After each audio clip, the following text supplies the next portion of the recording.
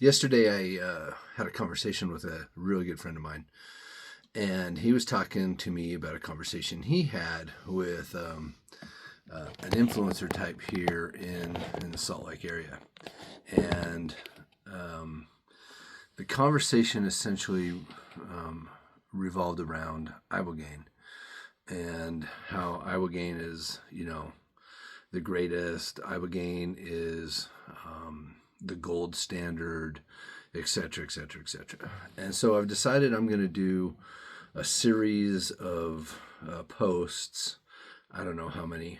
It depends on how many medicines I cover, but probably in the neighborhood of 5 to 7 posts over the next 5 to 7 days, one a day, busting this myth. Not all about busting Ibogaine, but busting the myth that there's a gold standard.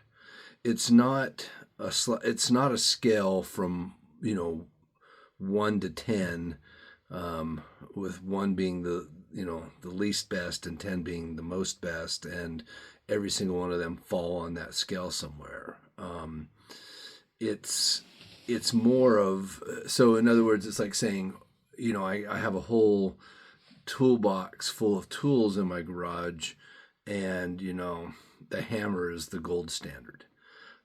That, like, immediately as I say that, you realize the fallacy of what I'm saying, because a hammer is the gold standard if I'm pounding nails, but it's not going to do any good for me if I'm trying to tighten a screw, on a piece of machinery or something I'm building, right?